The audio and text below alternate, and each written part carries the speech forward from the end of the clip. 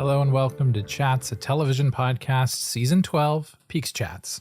My name is Magellan, and when I saw them tonight, I knew exactly what I believed. It's like if we could put our hearts together and keep them that way forever, we'd be safe, no matter what. Them and me. From now on, it's Alan. Them and me, just you and I.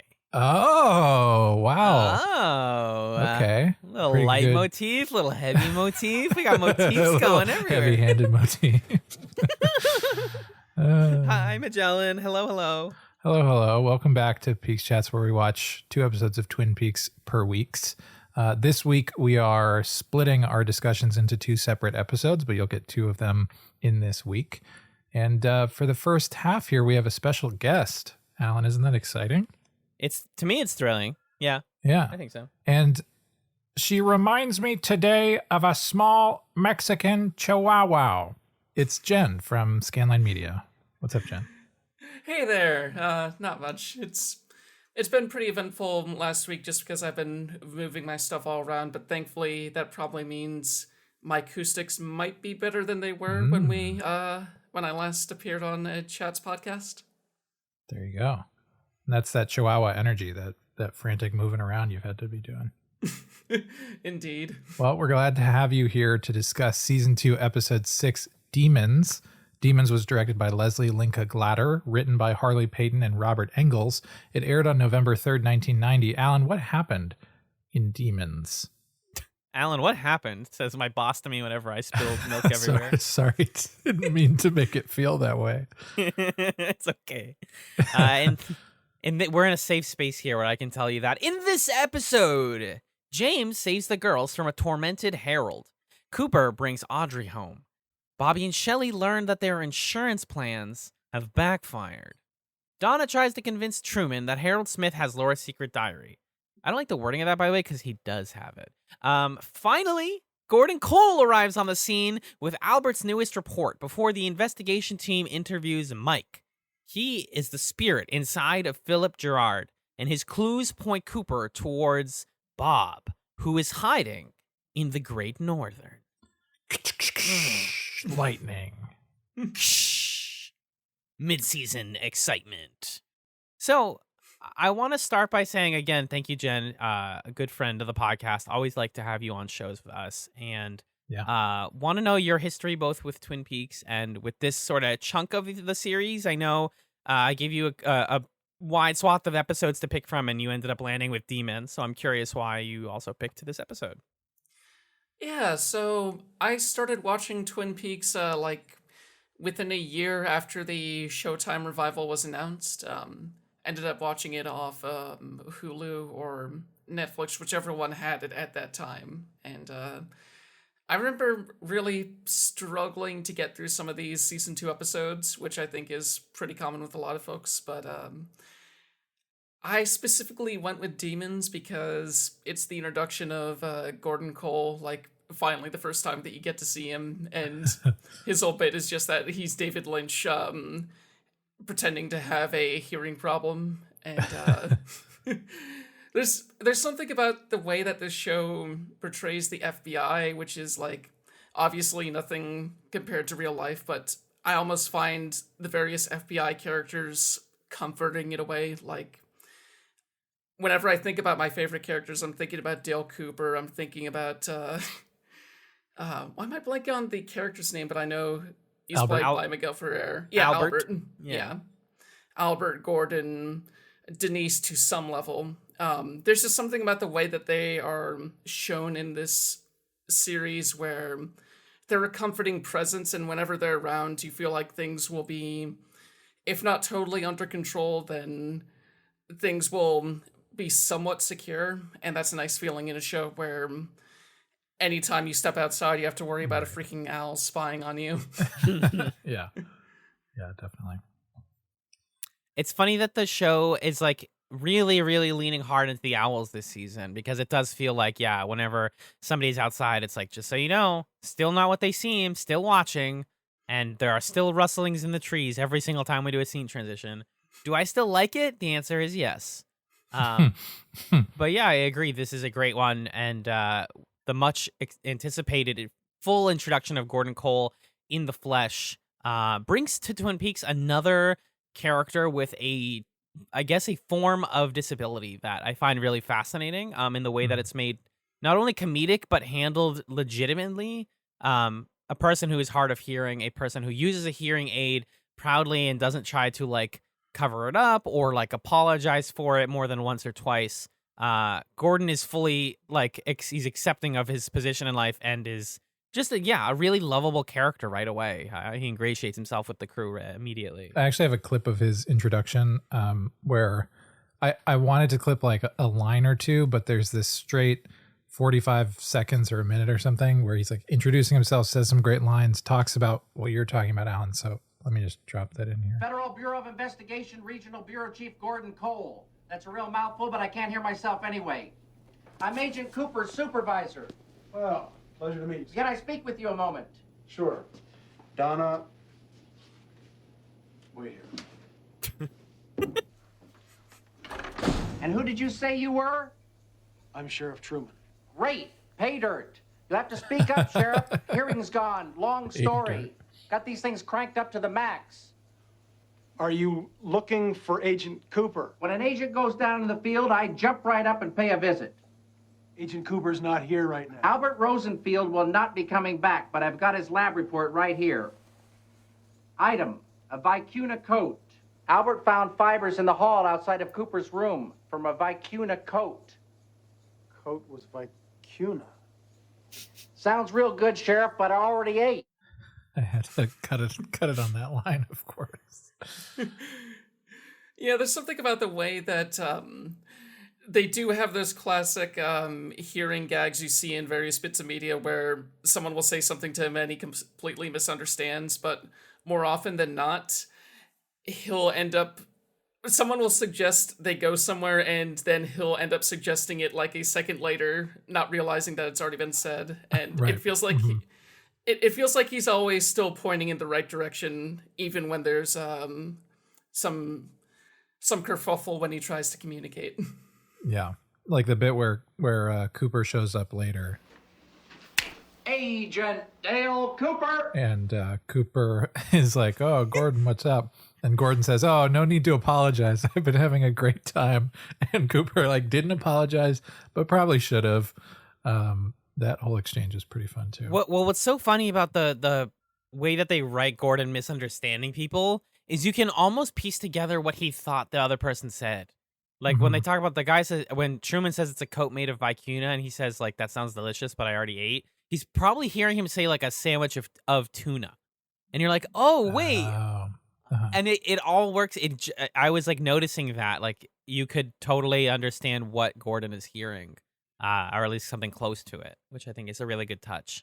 Jen, you're right that a lot of the time some of the jokes are very like broad gag, almost at his expense. But also, I feel like a lot of the time when there's a miscommunication, it's portrayed more so as like the mistake of the person talking to Gordon not being clear enough.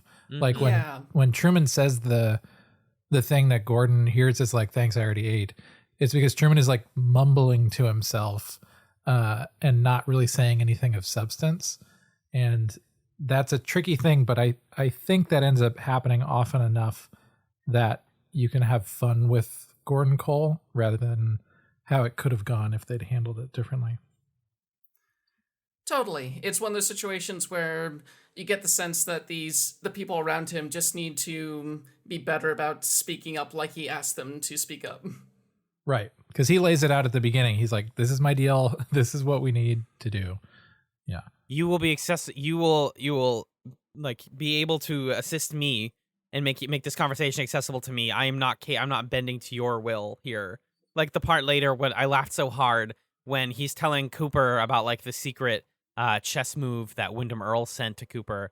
And then Truman like knows that they're about to talk some secret stuff and he pops in to be like, yeah, just a heads up, we can hear everything you're saying in the other room. So just be aware if you're saying like some cool secret shit. We hear you. And he's just like, "Yeah, well, all right, come in here. Like, we're going to talk about it then." I think it's obviously the benefit of like being someone who works on the show, but Gordon Cole just gets to put himself in the best plot lines of the series. And that continues for a while, as I remember. Like, he just gets to be there for the interview at the end of this, and it's like, oh, you just got here and you're already like in this crucial, like, fascinating moment of like supernatural stuff, which I think is really exciting. He brings a good energy to the show. Yeah, I'd be really curious to read more about like David Lynch's position in the show as this was happening, because like when he's finally getting introduced in person, like it's around the time when he's not writing or directing it anymore, so other people are supposedly writing the lines that he's saying at this point. Yeah, I've always wondered about that and found that to be a strange tension that I'd love to learn more about too. I want to loop back to the whole discussion of there's 3 moments in this episode that make me think about the healthcare system, how we treat the disabled, and the ways that can be positive or negative in television. Yep. They are they are Gordon Cole, they are Mike, and it is Leo, obviously. So we can hit each of those 10 pulls as we go throughout our discussion. But we can briefly touch on just the top of the episode. They're wrapping up the end of the Orchid's curse. James saves the day, decides to be a cool dude, and rescue Maddie and Donna from the evil Herald. And again, I guess that's actually also a like sort of disability thing, right? Is they're like, oh, he can't chase us, he can't go outside. And it's just like the way that they talk about Harold's agoraphobia always feels like not punching down. It's more just like acknowledging it, but they don't want us to forget about it. They like keep bringing it up around him. I don't know how I feel about that.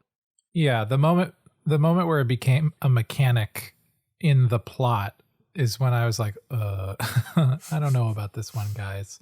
When you're sort of spending time with him, when Donna is learning about him and who he is, I think they did a decent job with it. But yeah, in that moment where it's like some invisible force field and he's not able to exit or something, it's like, okay, you've turned this guy into a plot device and not a person. I don't know if it was at the beginning of this episode or the end of last episode, but the bit where he just takes the garden rake and scrapes it over his face, like Yeah, it's like the very Vega end of the from last Street episode. Fighter. Aww. Yeah, it was very much like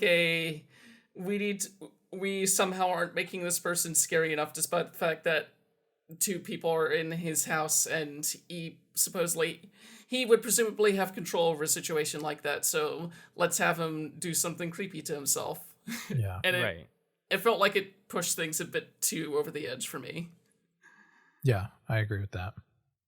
And then the bit where he's like, I don't know, right after they leave and he's like trying to water his plants, but he can't water his plant. I don't know. It's like, this guy's a guy. He's real. You can have him just cry and that's fine. He doesn't have to rake his face with the thing. He doesn't have to like shake and like have this.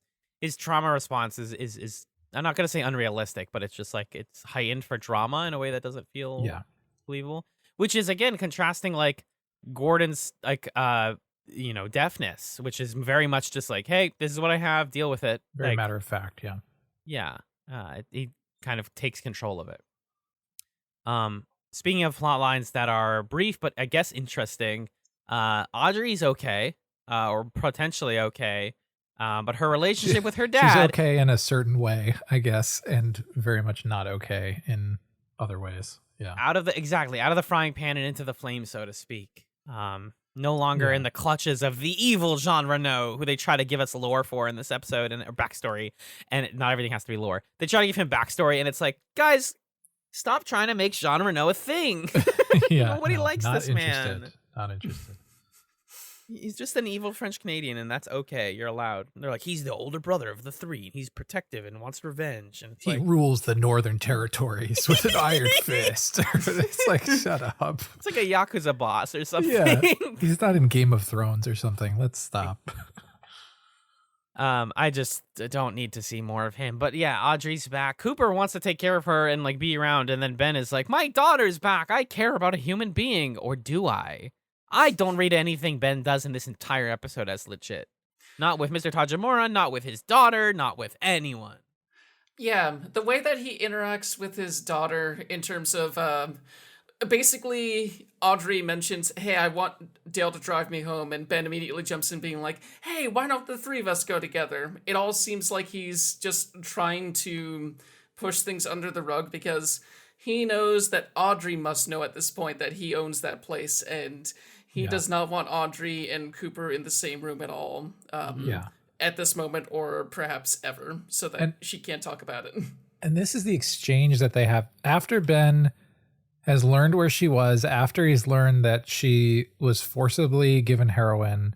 He goes to see her and he's like, gives her some poetic speech that's totally fake. And then they have this exchange. The things that you must have seen. I saw so much.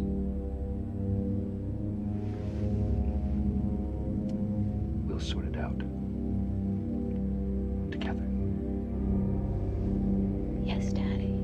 You and I.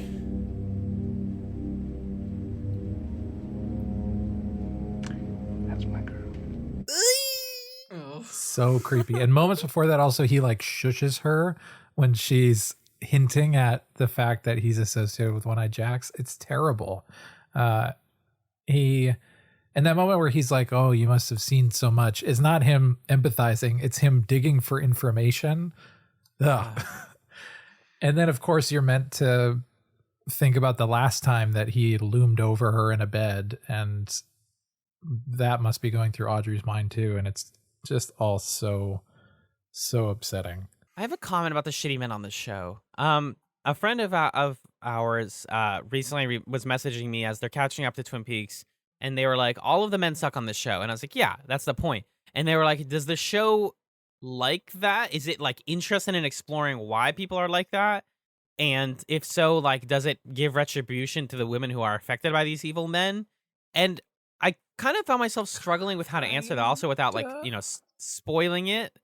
But like, in some ways, yeah, sometimes women get to like be powerful, but then sometimes Shelley almost kills her husband, doesn't, and then like lets her boyfriend take care of it. And it's like, it's kind of hard to champion Twin Peaks as a like feminist masterpiece when like week after week after week we are just like, yep, this guy still sucks, this guy still sucks. All right, well, this guy sucks too. I guess that's the point.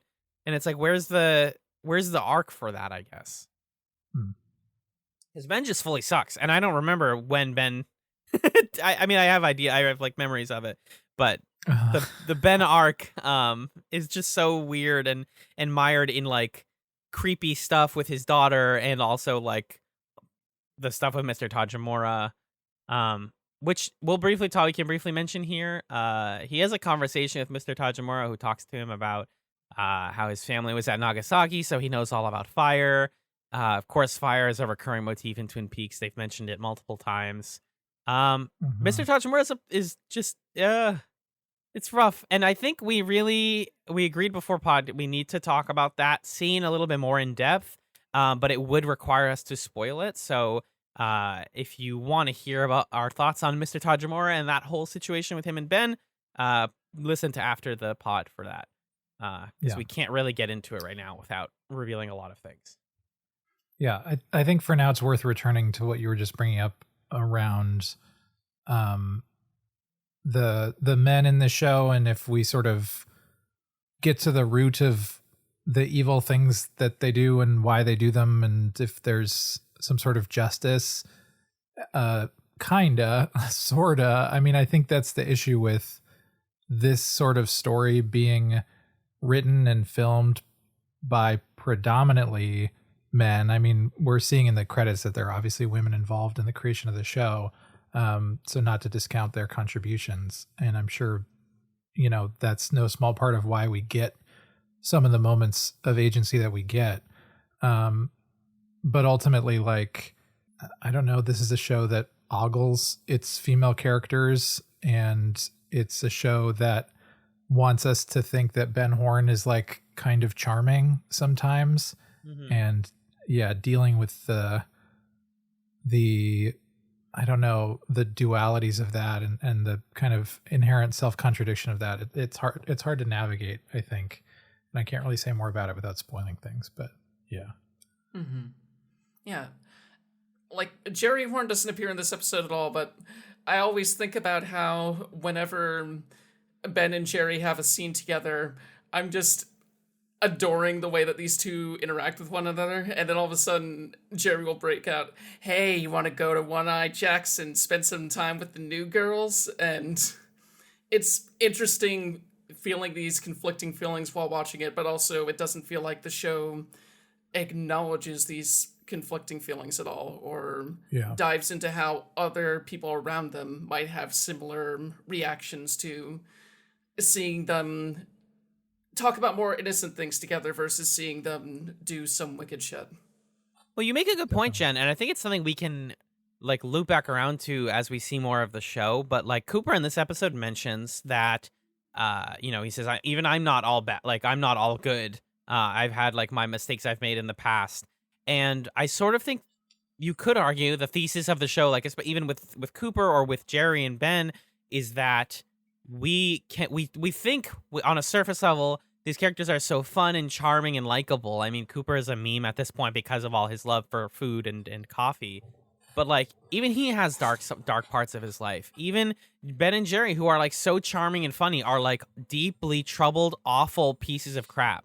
And the show is telling us like these two things exist in tandem. We have good and bad parts of ourselves in everybody, and both of those parts need to be acknowledged and reconciled, because nobody is entirely evil or entirely good. I think that is, if we're going to pull something literary out of all of this, that's what it's going for. It's just like, hey, these guys suck, but sometimes they on the surface they seem okay. Not to say that they are, but that they seem like it. So I think that stuff is going to be really interesting to keep an eye on. And again, we'll touch on more stuff later. But a plot line that just fully disappoints me in every way is the whole thing with Josie and her family member and Truman.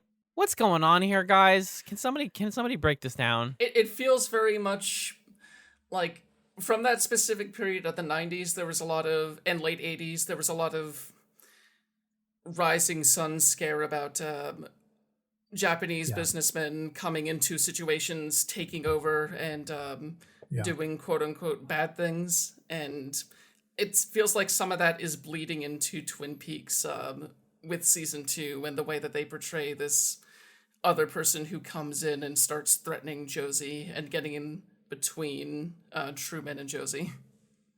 And I mean, we've definitely seen white male characters do nasty things, but there was something about starting the scene with a tight close-up of him putting his pants back on, and then the multiple moments in the scene where he has his hand on Josie's neck and he's like twisting his face in sinister, like, yeah, I'm gonna take you back and you gotta leave tonight. And it's like, why are we directing this way? It feels like it's meant to be more sinister than Ben Horn, right? Like, we've never seen Ben Horn cinch his pants back up, and God knows the kinds of stuff that he's done. I don't know. So there were just some choices here in the way that this guy was depicted, and the fact and that, the way that like some Josie's of those depicted too. Exactly, some of those shots are tight parts of Josie in like a skimpy dress, and it's like The camera, Josie, totally like goes across her whole body before we even get to her face, and she's crying and clearly has gone through a really upsetting situation with this guy. But first it's like, no, let's look at her whole body and her back exposed in the dress, and it's like, why? Why are we doing this? Yeah, there's no like symbolic defense of that camera work. That's just, hey, it's cable or whatever, it's network, and we're trying to like get people excited on a Friday night or whatever. Just come on, guys. And it's, what really bums me out is not only that, like, Josie is being portrayed as more and more of a shrewd person. She has like the scene with Ben where she's like, I'm getting my money right now, but that's because she's being manipulated. And when she goes back to the guy later, and Truman is the hero of that scene later, where he's like, you get out of here, man. I'm talking to Josie, you can't go with him. And it just rips all like agency away from her. Even as she's like the one who started power in a scene, that is because she's being manipulated. Every scene involving her is being controlled by men. It's like there's no substance to Josie at all other than her physical body, and it really sucks. She does have that key, though. Can I play that clip real quick? She does have that cool key, yeah. Josie, This is Ben threatening her. this key unlocks my personal hotel safe. Now, in that safe, I have put together a fascinating dossier on you, my dear, and your late husband, Andrew's little boat that went boom. So, you behave yourself, lady, or believe me when I say that I will bury you. That's a shame. Because if anything unfortunate were to happen to me, it would lead authorities to a certain safety deposit box in a bank in another city, inside of which there is enough evidence to lock you away for 3 lifetimes. They'll bury us side by side.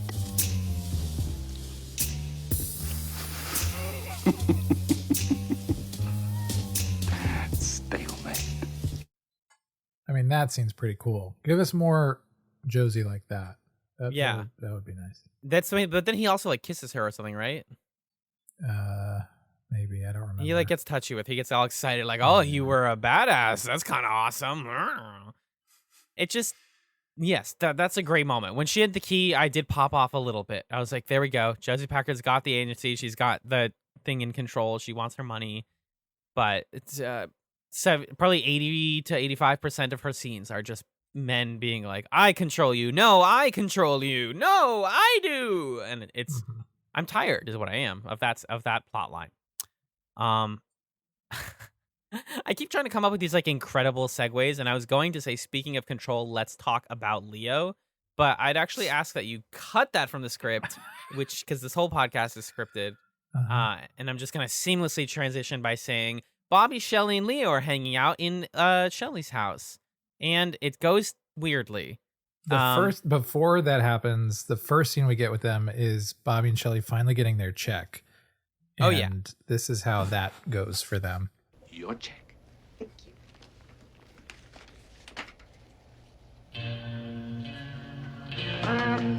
There must be a mistake.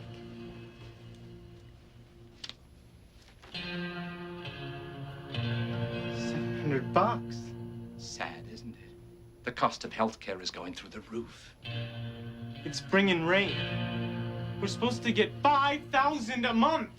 Well, figure state and local taxes, equipment fees, medical and maintenance costs, administrative fees. Well, you see the results.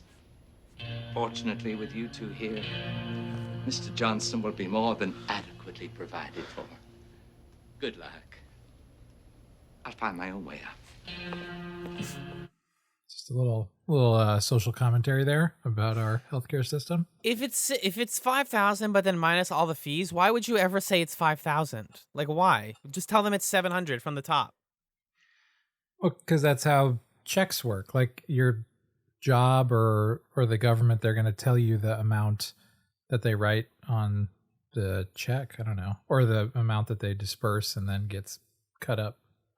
I suppose and it's also just an absurd percentage, but I guess that's part of the joke, and that's the criticism of the healthcare system. Right. Yeah.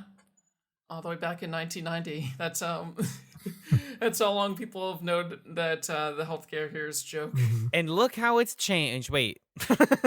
I regret to inform you, it has not. Jen, I want to ask you what you thought about Bobby and Shelley flirting and face kissing while Leo is semi-comatose next to them. I think there's an interesting tension there because, like, this is the person who has tried to kill both of them, like, at the end of the last season, and now he's just in there all the time, and, like, they try and have fun with it by giving him a little party hat and a kazoo, and, but there's still this thought in the back of your head, like, he could really wake up at any moment, and what is going to happen if that does happen?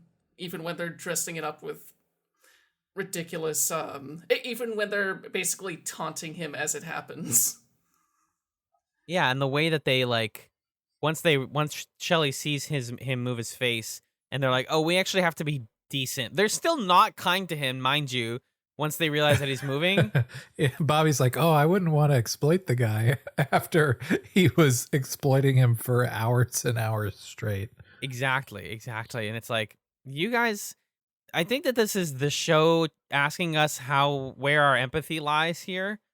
Because like, yeah, exactly as Jen said, Leo is an awful person. We spent a lot of the show thinking that Leo killed Laura Palmer. At this point, it's still a question mark, but like, Leo sucks. And now he's getting a form of just desserts, a form of payback. But like, is this the payback that we wanted? Do we want to watch not a comatose, but a semi-comatose man watch as his wife, flirts with, makes out with, and ridicules him in front of his eyes in a way that he can't control? I mean, that's a living nightmare, basically. Mm-hmm.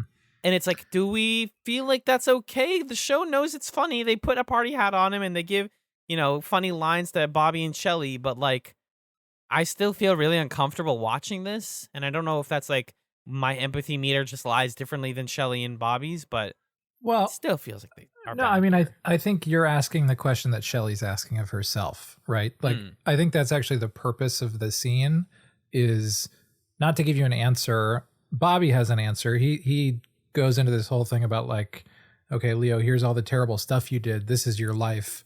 Welcome to it, or this is what you deserve, or whatever. But then when Bobby and Shelley go to the table to presumably have sex in front of him, we get a close-up shot of Shelley's face looking at Leo, asking herself that question when they're about to do that, of like, okay, this guy has treated me in, the worst way, and this is a moment where I can sort of assert like, okay, well, you know what? Fuck you. I'm going to have sex with my boyfriend right here. You can't do anything about it. And I think she's asking, like, is that what I want? Is that justice or retribution? And I think the scene does a good job of asking that question and not posing an answer, because there isn't one present here, I don't think. It's the same as when she pulls the gun out and she feels regret about, like, did I really want to shoot my husband? Am I sad that I did it, or sad that he lived through it? It's underlining that moment for her. Totally. Weirdly enough, I feel like I'm siding with Bobby for once, just in terms of like, he explains in excruciating detail how Leo used to hit Shelley with a bar of soap within a sock, and how that caused internal injuries that he could easily hide, as well as external injuries. And if you do that to someone, I'm not exactly feeling too sorry for Leo at this moment, regardless of what's happening to him. Yeah. Right. Exactly, though. Like, there are very valid arguments to different sides of this. Like, yeah, do I think he should be harmed? Maybe in some ways. Do I think he should be punished? Absolutely. But like, where are the degrees of that? I think it's for each person to decide. Just like the mysteries of this show are for every person to decide, like, how they interpret them. And that can sometimes rub people the wrong way, because it's like, why doesn't the show tell me how to feel about Leo? Or why doesn't the show answer X and Y question about its mysteries or its mythology? Because I think the show is very open-ended, and that's one of the things I like about it a lot. But yeah, they like dance in front of him and like are gonna have some sex, and they make out, and then Bobby drops his face in the cake for a moment. I guess by accident. Yeah, and then he says, it's good we didn't light the candles, which Shelley relaxing and laughing at that was a pretty nice moment. Right. Bobby knows how weird this is, and he's like, like, I can cut this tension a little bit. Yeah. It is funny that they're like this, and then the mic scene have like underscore music throughout them. And in this one, it's just Leo humming, like putting air into the kazoo, not even blowing into it, obviously, but just like air is coming out of. He's breathing into. There you go. He's breathing into a kazoo, and it's just you hear through this entire scene, and it adds a good level of commentary to it. Not commentary, comedy. Mm-hmm. This is like the only Leo scene that I remember from here on out. We're in like unknown territory for me at this point. And we have two more plot lines that I wanted to discuss. We have Leland and Ben. So here's something spooky. The true horror of Twin Peaks is lawyers, the legal system. Because Leland is back on his BS. He's here with Ben. He's like, Jerry's out of town. I'm here to be normal again. Hi, I'm smiling. We're dancing. We're at the Great Northern. Let's do tax fraud. And he lays out this beautiful, extremely in-depth plan on how to realistically commit tax fraud using multiple laundering schemes at once, and how to keep, quote, pocket money and use escrow and all this stuff. And it's like, we have never seen Leland Palmer be a lawyer. And now that he's finally, like, quote unquote, back in action, that's what I like to call this white-haired version of Leland, is Leland : back in action.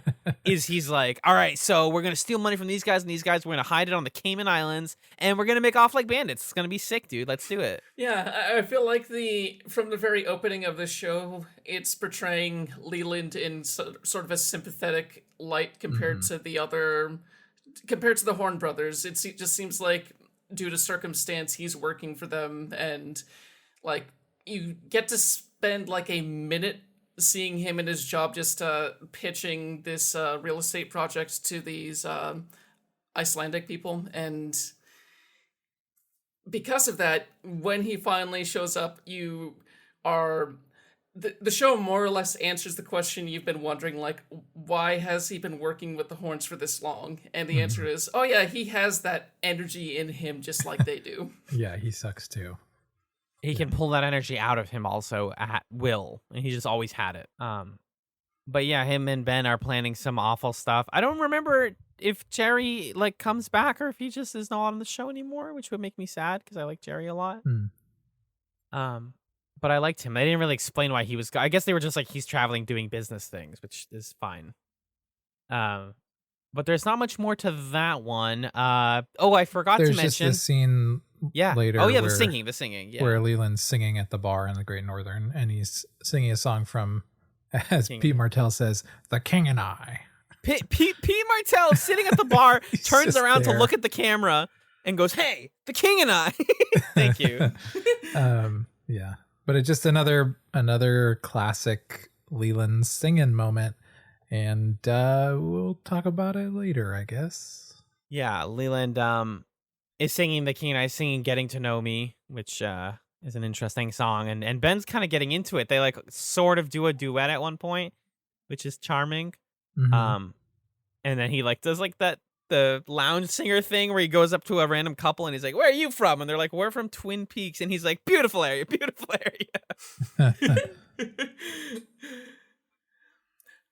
Ben does have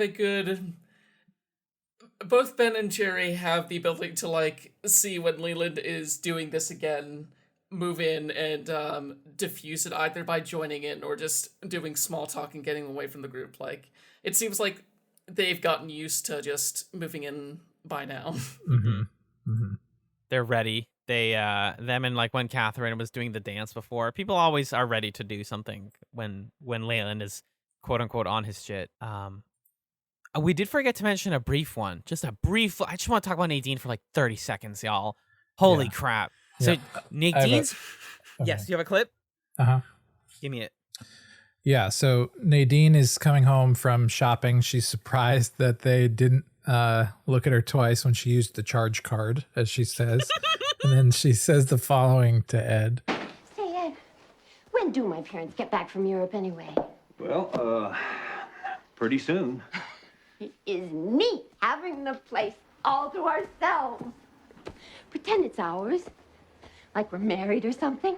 Well, we can do that, Nadine. There's some other stuff we can do, too. Well, like what? You know, silly. Watch Jeopardy. You know what I was thinking? Tonight, maybe we could go park by the lake and neck. Wait a minute. We don't have to go anywhere. Why, we can just stay right here. The leap that Nadine does to get onto the couch, where her knee and foot are perfectly positioned, it was unreal. Like, that was a really impressive leap. I don't know. It was pretty good. What's the actress's name? I wrote it down here. The actress who plays Nadine is in her mid-30s at this point, and that is some acrobatics that I, at 27, cannot do. She's 37. no, Wendy definitely. Robbie. Wendy Robbie's the actress's name. Just very physical, very like in your face. I love the writing here where it's like that is how you at 15, 16 talk about sex. Not necessarily like let's go neck, but like let's go do something else. Like you wouldn't dare say it, but you know what we're talking about. I love that the comedy of that. This is why I was trying to defend the Nadine stuff in a recent podcast. Is like, yeah, it's random and it doesn't necessarily tie into the rest of the show, but it provides a lot of needed levity after all of the heavy stuff that we deal with. Yeah, Everett McGill just completely sells this absolute terror of, oh god, she wants to have sex and she's thinking like she has the same... She's continuously underestimating her energy, so... Yeah. I'm gonna die. Yeah, exactly. I'm just constantly thinking the faces he's making, he must be thinking, oh shit, is this it? Am I gonna die here? Yes. She like ribs him in the stomach and he almost cracks a rib, like in this scene. He kind of, when Nadine's like, we could do something else, he kind of gives a little grin. It's like, Yeah. oh, Ed, are you having sex with your wife who thinks she's a teenage girl right now? Are you doing Yeah. that? What's the big guy? optics there? Is that weird? Yeah, what's happening there, Ed? Yeah. It's funny. I enjoy it a lot. I Yeah. think it's the performances that bring so much to it. But yeah, it's really good. And then the final scene. Let's get into it, kids. What Again, about James and Maddie? we talked. and I thought we. Donna? Oh, sure. There's the whole conversation, the heart to heart that James and Maddie have. They do talk a lot about love. But let's see. It's kind of like they shore up their debts here. They're like, all right, let's figure out who's in love with who and who needs to go where right now. Yeah, it's a little convenient. And Maddie weirdly flips from in previous episodes where she was like, I hate that everybody thinks I'm Laura, to saying to James, I like it when people think I'm Laura and I can read Laura's mind also. It's like, okay. But then I really like this exchange that they have where Maddie said, well, you looked at me and you saw Laura and you like that and I like that. And James says, But it was wrong. It wasn't one thing or the other. For a while, I got to be somebody different. But now I'm just me again. James, you and Donna belong together. It's the best thing. I mean, I don't know about that part, but the whole, I just really like Maddie's kind of non-judgmental takeaway from this really bizarre and upsetting experience that she's had. Just like, yeah, it happened. This is what we experienced. There's not a right or a wrong here. It's just the reality. Very mature. Very, yeah, I don't know. So I like that. I thought it was well acted. And I also liked the duality of like, she's saying you and Donna should be together at the same time that she's squeezing his knee and kind of forgets to let go. Yeah, there's a tension there. Mm-hmm. I think it's just great and very mature that Maddie is like, yeah, I should probably leave. All right, finally. We've been saying this for days. Maddie, you got to get out of there. We're always saying this, and then yeah, she's like, I got to go back to Missoula. Honestly, better off for her. It's just like you come back to your cousin's hometown and you get wrapped up in a plot where you manipulate your dead cousin's psychologist, and then you end up in a weird love triangle and record a scary song or a cute song with their friends. And then a man climbs over a couch for you. This always happens. This is like classic summer jam stuff. You know, they write songs about this stuff. Yeah, it's a universal experience. But yeah, she's on the way out. And James and Donna seem to be A-okay. Maybe, probably. I don't know. James, this is the last clip I have from this bit. James expresses his thoughts on love, and he's very innocent about it in a way that I find interesting. Well, if you really love someone, it's like this bright light is shining on you all the time. You're right in it, and it's great. But I just don't think you can be that way all the time. Sure you can. Well, I want to. I want to try to make the way my heart feels last forever. Pretty weird. Pretty weird, huh? Pretty weird. Pretty weird. But I think there's a lot of value in having a character like James in a show that shows love in many cases to be, I don't know, not real, or showing these other really complicated and disturbing relationships around sex and that kind of stuff. To have a character who's like, yeah, love makes my heart feel good, and I'd love to feel that way all the time. I think that's nice. Yeah, the romance stuff is, I'm liking it more on the rewatch. I think a lot of times when I watched this for my first viewing, I was like, oh, whatever, James, Donna, don't care. But now I'm like, oh, there's like some realistic stuff here. There's some realistic and well-performed stuff here, definitely. When I was, my first watch through, for whatever reason, I always gravitated towards Donna as like the second protagonist of the show. So yeah, I was pretty invested in her whole relationship with James, and her getting into a bit of a jealous fight with Maddie earlier and all that. Mm-hmm. That's a great point. I think that we may have talked about this in the podcast, but provides a great perspective on like what is a world where Laura is still around, or what is a world where Laura like wasn't like brought down by the evils of the town and outside of the town. Mm-hmm. She would just become Donna and fall in love with a sad basic man on a motorcycle. Pretty weird. Pretty weird. Okay, so this Mike guy. Yeah, so there's a guy named Mike, right? You guys know, typical name, just like from the beginning of the show, Bobby's friend, Mike. No, wait, different Mike.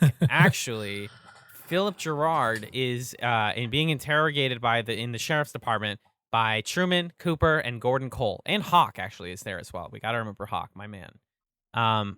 They do some very much cop shit that we've talked about before, where they don't give him the drugs that he needs for his brain. Yep. Gordon Cole determines that it's a bunch of ingredients that are in haloperidol, which is an antipsychotic medication. And they don't give it to him. They have it ready, though, in case this goes badly. So I guess they're trying to be nice about it, but clearly not. Because they're like, if we give it to him, we're never going to find out. But we need to know. And he has his awesome transformation sequence, if you want to call it that. It's honestly really interesting watching an actor like perform a transformation without anything physically changing on their face. It's just like the way he carries his body and the way he speaks and the sort of cool synth effect on his voice as he's like screaming, becoming Mike.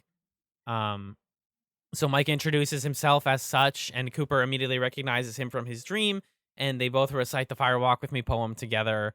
And then he mentions to Cooper that him and this guy Bob are partners. Bob was his familiar, and he cannot reveal where Bob came from. Bob is eager for fun, and everyone runs when he smiles. We've seen him smile before. And he talks about parasites and mentions that he is the spirit inside of Philip Gerard, and Bob needs a host to feed on. They do the poem, and then he says, "I saw God, and I removed my arm to get the evil out of me." And Cooper's like, "Is this the guy? Hey, is this the guy?" And he's like, "Yeah, that is Bob, though. But Bob is inside of somebody else."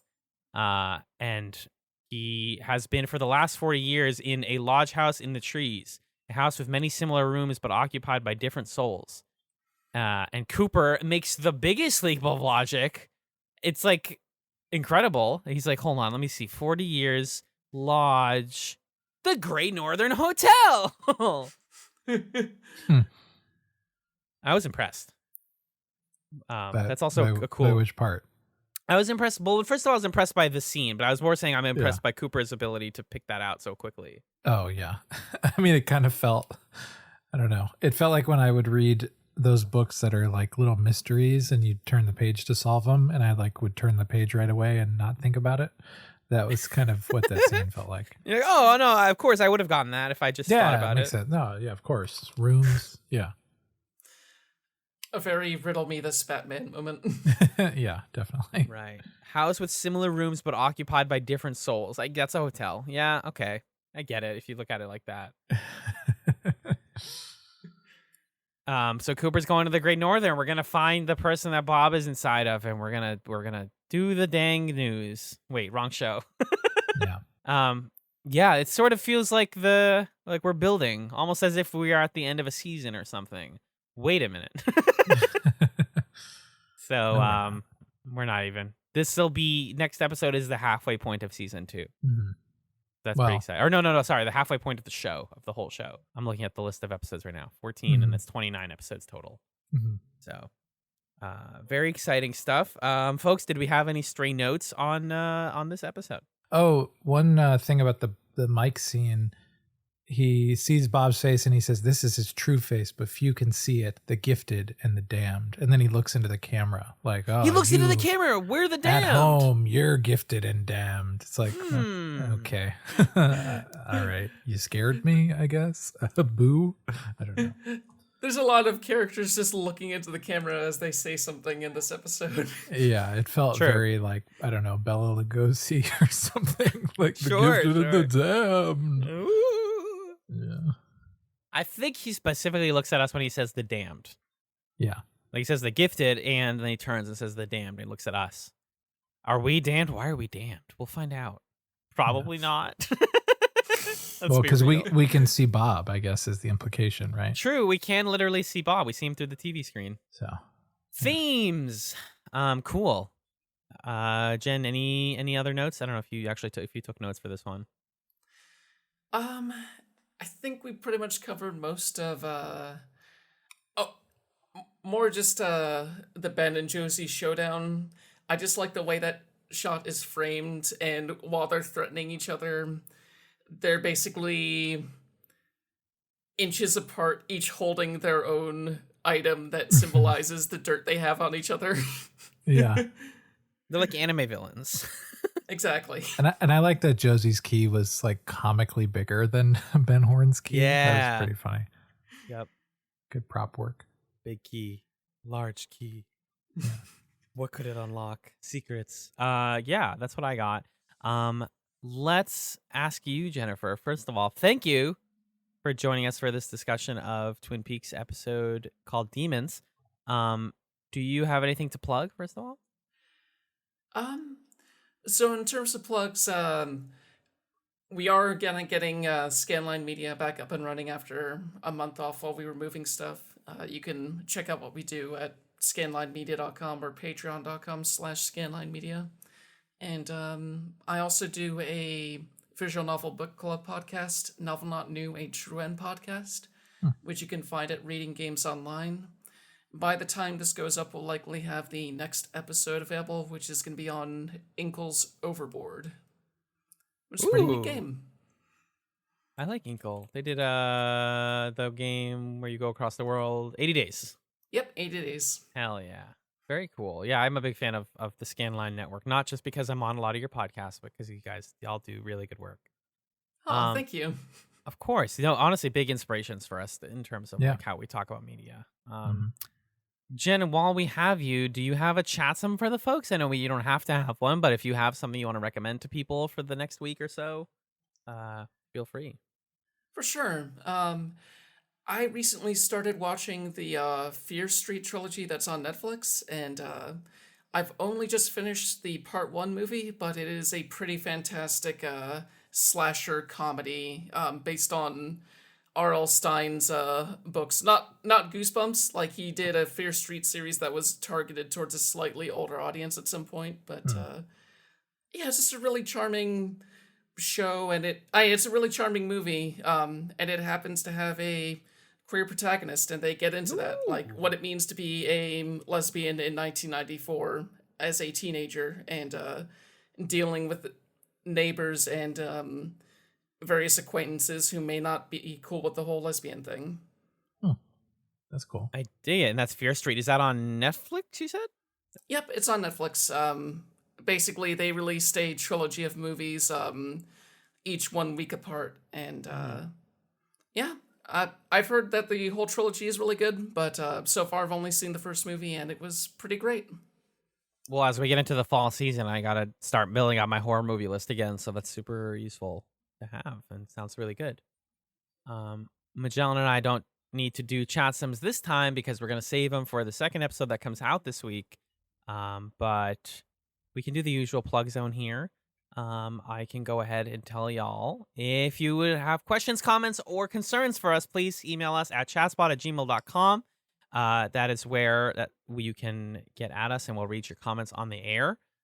We also have a Twitter, which is at ChatzPod, ChatZPod. We have a subreddit, r/ChatzPod, and we're on all the podcast platforms. Please rate us, Apple Podcasts, Spotify, etc., etc. We have a Patreon, which is full of fun bonus content. It's patreon.com/ChatzPod. And you can get bonus content at just $3 a month. That's right, folks, $3 a month. That gets you Magellan's Solo X-Files pod. That gets you us hanging out and talking about stuff pod. It gets us piloting things, and it gets you voting ability, because every month we have a theme now, and we started doing this thing where we spin a wheel. Magellan has like a fun wheel in his house that he spins, and you guys pick what's on the wheel. We did the theme for the month of August was pirates, and I believe that the commentary should be out at this point. For 1944's The Princess and the Pirate, which was again voted for by patrons. If you're a $5 patron on there, you get a thank you on the main episode. So, hey guys, thank you very much to our $5 patrons: Kat, Marcus, Nick, Pat, Fendon, Ryan, Six, also from Scanline Media, shoutouts, and Stefan. Thank y'all for supporting Chats the Television podcast. That's what we got, folks. Thank you so much for listening. Thank you again for Jennifer Uncle for being on the pod. And that was a damn fine podcast. Pretty weird.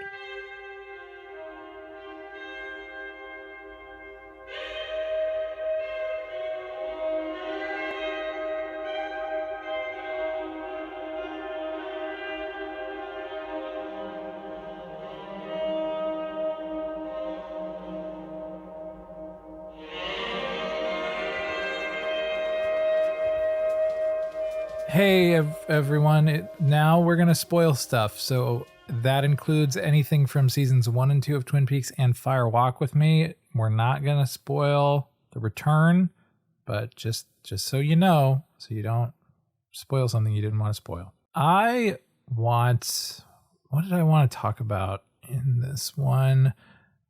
Just Leland singing and Mike being like, hey, Bob likes to smile.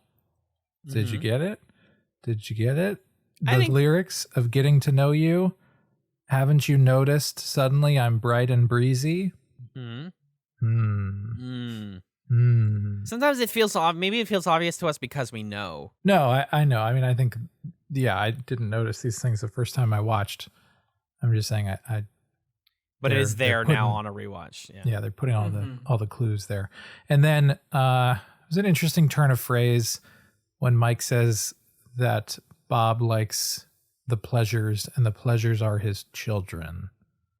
Oh, shit. Oh, God. I never even thought about that. That was... Whoa. Yeah, right? Wow. But then, so right now you basically have two choices. It's Ben or it's Leland. And both of them, well, we know that Ben might be weird with his kids, so you could still very much think it's Ben up until this point. Yeah, I think they were intentionally putting in some red herrings to make you think that it's Ben. I mean, one of the big ones, obviously, is that the episode ends with them saying, oh, he's in the Great Northern. Oh my God, Ben. But Leland's also in the Great Northern. Right. And all this stuff with Ben Horn's so creepy and what's the place called? One-Eyed Jacks. And I think even the scene where, is that the next episode where Leland kills yes, that's the next Maddie? episode. That's the next episode. They shot an alternate version of that scene where it's Ben Horn. Yeah. So I heard about that. I don't know if that's like on a deleted scene thing or something. I don't know. Jen, did you know about that? I did not know about that at all. Wow. Okay. They I'll they need shot to- 3 versions of it. I think it was one with Leland, one with Ben, and one with Bob. I'll need to check my Blu-ray copies, deleted scenes, and see if they have that there, because that'd be awesome if they do. Yeah. Yeah. Lonely Souls is a big one. I kind of like wanted. I think I mentioned it in that episode last week, but like people who haven't watched before, I wanted to be like, hey, just a heads up. Please pay attention. Watch Lonely Souls if you're not watching already. Yeah. We're on the precipice, gang. After Lonely Souls, the show is out of steam. It's done. There's no more show. Yeah. Should we talk about Mr. Tajimura? Yes. Yes. So this is the first time I was basically looking through the credits because I never thought about how they were crediting Piper Laurie throughout this whole arc. Yep. And apparently they just gave her a Japanese alias, Fumio Yamaguchi. Yeah. Which, Yeah. I noticed that for the first time last week. I brought it up in the last spoiler zone. But yes, it's funny, but also like, come on, guys. Come on. Do you remember, Jen, if it's ever explicitly revealed? Magellan said he doesn't remember if they ever just say it, that it's Catherine.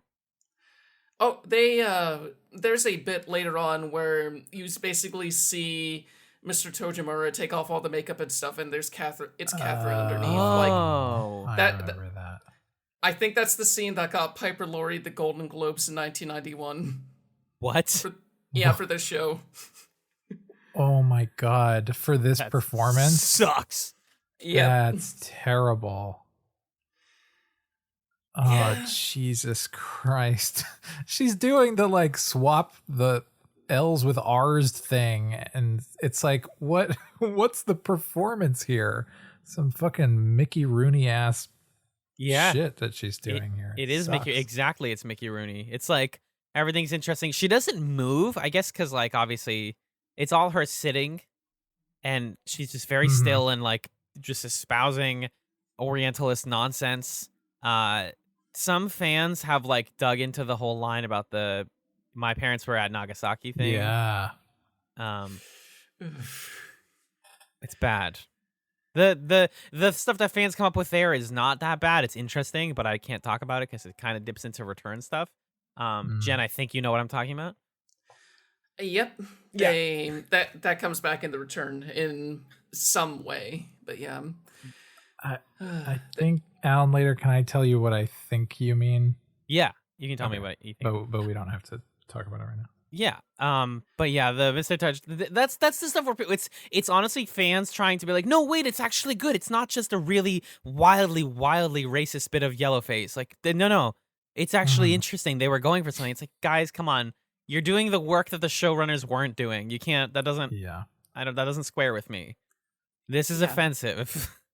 This exact arc is like it shows up in TV later, but in terms of like the non-laugh track sort of shows like It's Always Sunny, where a character is clearly doing an awful thing and the show is constantly signaling, this is awful, right? This is so awful that you're watching this right now and that it's happening. But here it's treated like a big, like, oh, here's these showrunners putting together this amazing mystery and reveal to you. Like, oh, the wool was over your eyes this whole time. And just from moment one, like earlier on in the season, when you see Mr. Tojimura walk in, it's immediately an oh no moment. Yeah.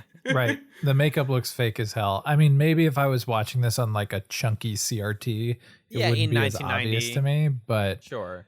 That close up where Pete's looking at her under the makeup, it's like, this looks like Play-Doh.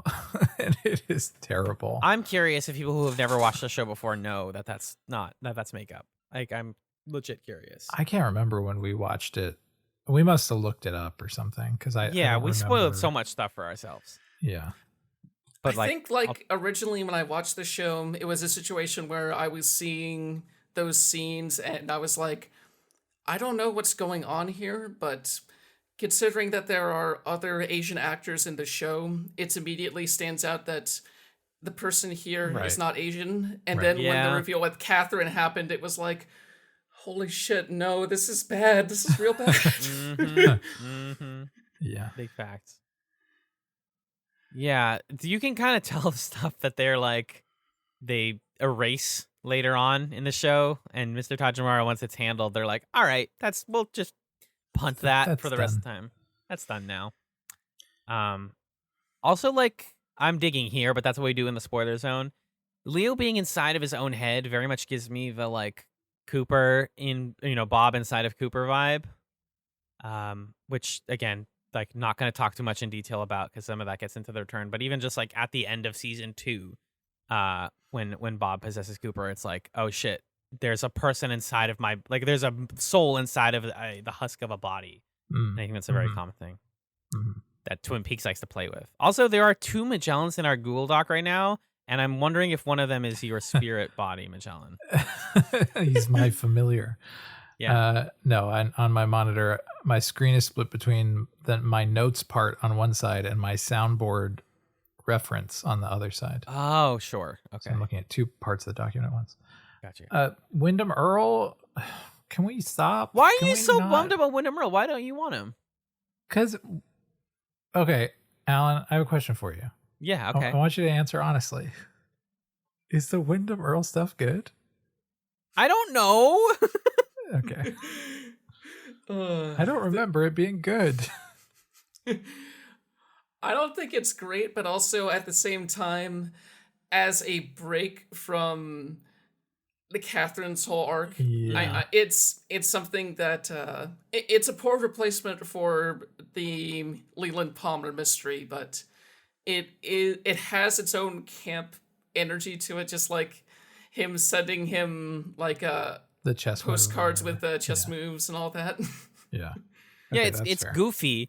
Like, isn't there like a giant chess piece at some point, and he does like elaborate traps for people? Like, all of the weird stuff in back half of season 2, I think the Wyndham Earl stuff is at least some of the most fun. Mom, come pick me up. Wyndham Earl is sending me chess moves through the mail. She's not coming, Magellan. I'm sorry. Twin Peaks reboot where Wyndham Earl is just sending Words with Friends moves to Cooper. Oh my god. Right. Ba-ding! Oh my god. That's what I got. I don't know if there are any other spoilers. Was trying to talk around it, but Gordon Cole is like at the center every time there's a big reveal. Like, I think he comes back. He's like pretty big in Fire Walk with Me, and then he's pretty big in like the later Bob stuff. So, like I was saying, David Lynch just gets to be there when important things are happening in the story. Yeah. Love Gordon Cole very much. Wait till we get for some like Blue Rose lore stuff. Oh, it gets good. There is good stuff in there, folks. Don't leave. Don't quit the show. You have to watch the back half of season 2 with us. It makes the good parts of season 3 that much more exciting when you've been like in hell world for fucking like 10 weeks. I promise you that. That's what I got. Oh yeah, Jen. Oh, I was just gonna say that the way that season 3 makes good on some of the relationship stuff with Andy and Lucy is pretty fantastic. Also speaking of Mr. Tajimura, Jen, you mentioned Denise at the top of the episode, which I was like debating cutting, but also you just said the name. I don't think that's worth a cut necessarily.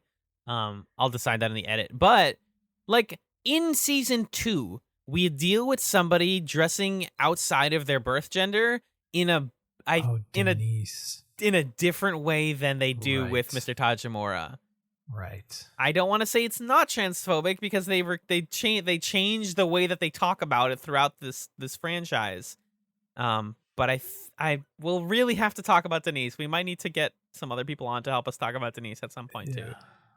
Yeah, like I have good memories of the Denise stuff, like some good mixed memories, but also like I think that might also just be the way that they also return to that in season 3, and David Lynch uses the character of Gordon Cole to face the camera and be like, transphobes should fucking die. Yeah, right. So, let's not dip too much into return talk just now, but we will loop back to all these fun discussions and more next time on PeaksChatz. See you on Wednesday. Bye. See ya.